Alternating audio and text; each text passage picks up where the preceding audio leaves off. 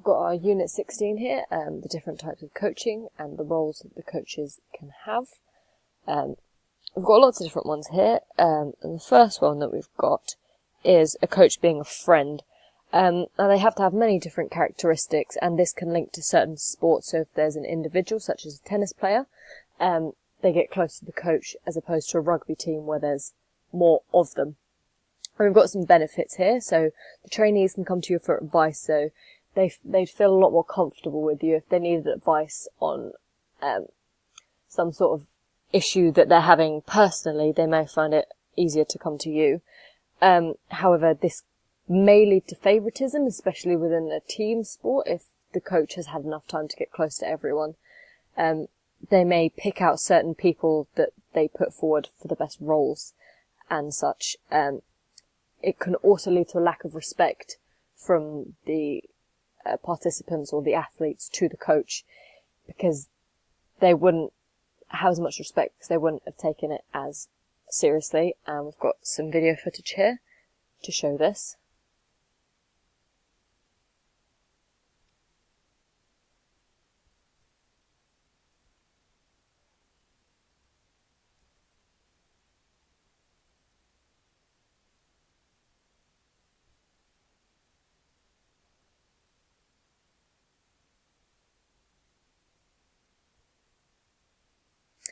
And as this shows the benefits.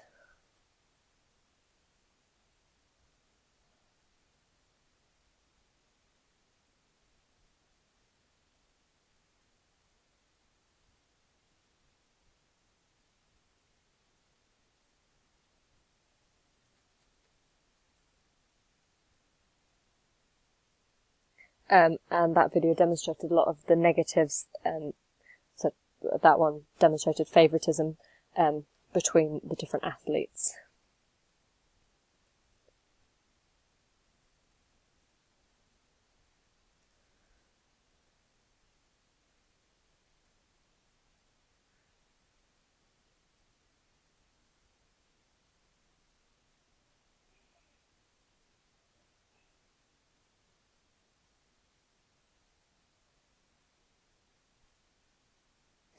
And that last video there demonstrated the lack of respect that may come from a coach being a friend.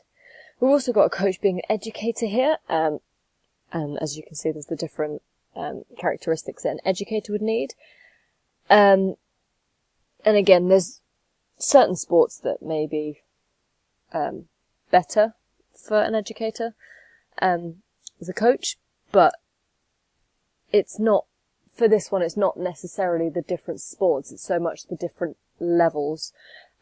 So higher, elite athletes may not need as much education from a coach as a sort of lower level athlete would need, because a lower level athlete would need to build on their knowledge of the sport, whereas a more elite athlete would probably have most of that knowledge already.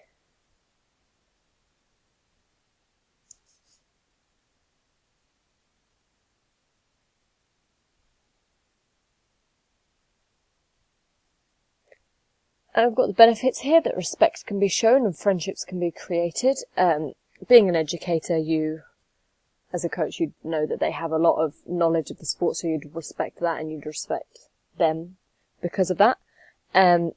However, an educator may be seen as being a bit bossy, because it can almost be seen that they're trying to throw all of their knowledge at you, and there's specific teaching techniques that may not benefit everyone that is participating, because each person prefers a different way of teaching, and that's just it.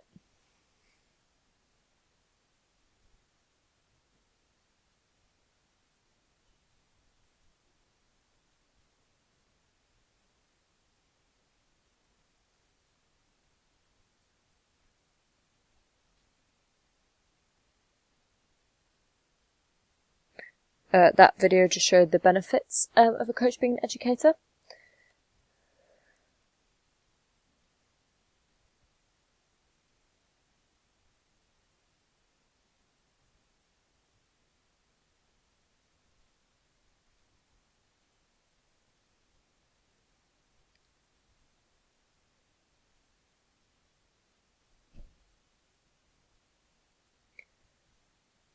And that one just showed a little negative of them being slightly bossy or thinking that they know more than the participant, which usually they do, but that can be seen as being a bit almost aggressive and a bit assertive. We've got a coach being a role model here. So a role model is a person that is looked up to by others as an example to be imitated. So each person may have a role model within a sport, or, you know, someone that they admire and would like to be like and would like to have certain characteristics like them. And this leads on to that pretty much all sports have a role model, because there's people that play, people that watch, therefore fans will have role models.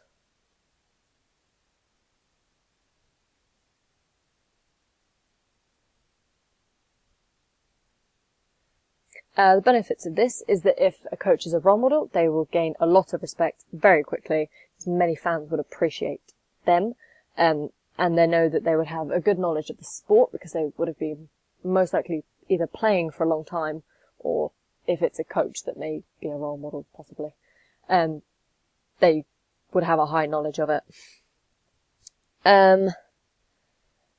However, there's some negatives that people may see the behaviour that their role model is demonstrating, and because they would like to be like them, they would then copy that negative behaviour, and that may lead to a lot of bad behaviour within participants of a session.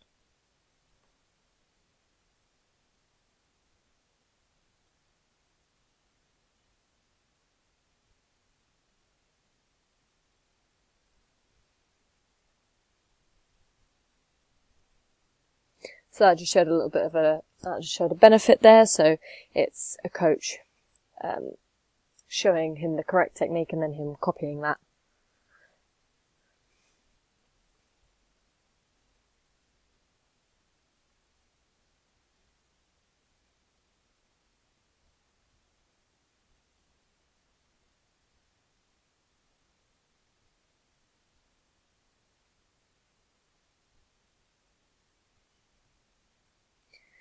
And that just showed a negative of a participant and athlete copying the negative behaviour that he may have just witnessed.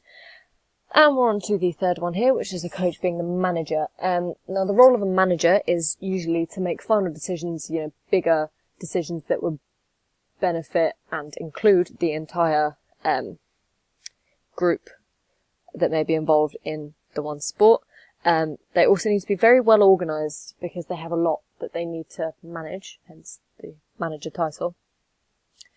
And they also will need to have a good knowledge and understanding of the players that they have, so they know how best to profile them, and they also may need to know how to scout for other players that would fit into the team, and obviously control and manage the team. Most sports have a manager. However, lower level sports that may not have as much funding, or if it's just, a county netball team or something similar, they probably would not have a manager. And for managers, usually parents or coaches or teachers step in as the role of the manager, and it's usually unpaid. But higher sports such as football, that is very well known across the entire world, mostly have managers, because it's very, very popular.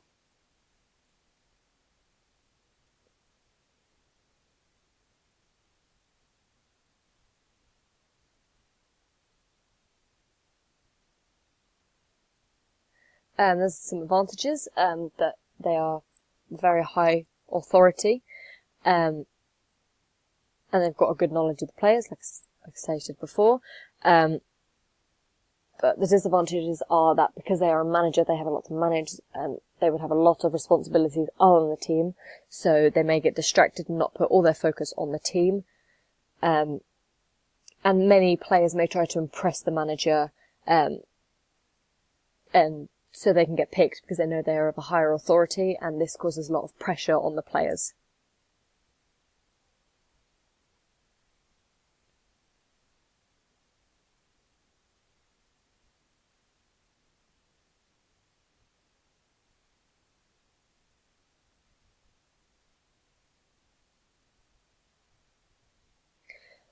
So that was an advantage of a coach.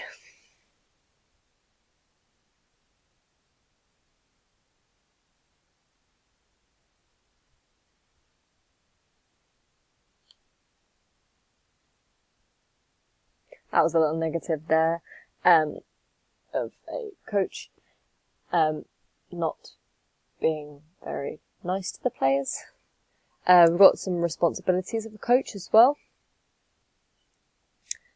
So professional conduct here, it's how does a coach demonstrate professionalism? So appearance, making sure they're wearing the correct kit,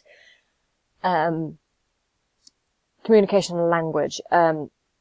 So if they sound like they know what they're talking about and they know their stuff and using correct terminology, it's going to create a much better picture for the players, and it's going to be a lot easier to understand them. Obviously knowledge as well. They need to have a very good knowledge of the sport and understanding to be able to teach it well.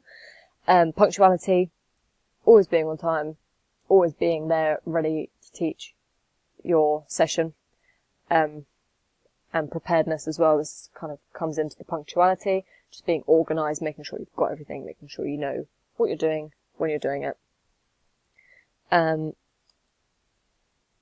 you need to have appropriate interactions with the players just to make sure there's enough of a relationship there.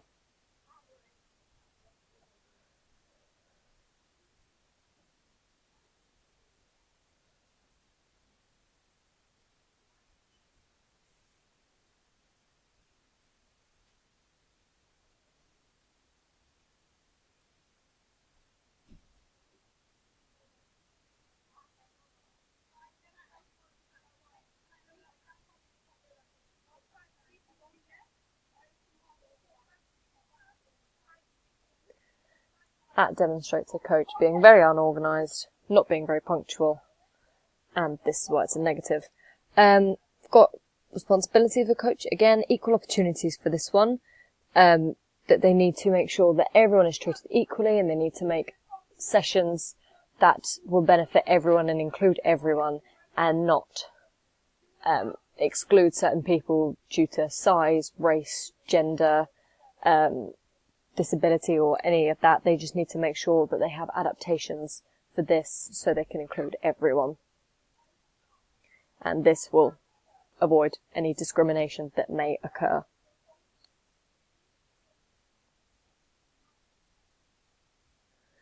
The advantages of this is it helps build good morale within the team, and it prevents little groups forming within the team that may be disruptive to others.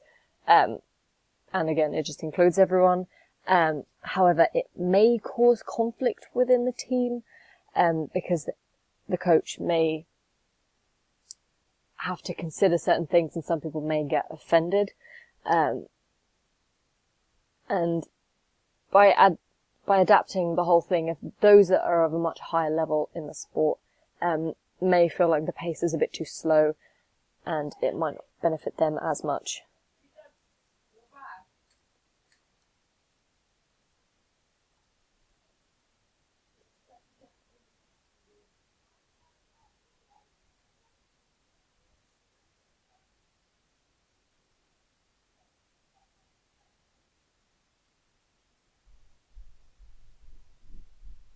That was a little positive there of a coach just giving some good knowledge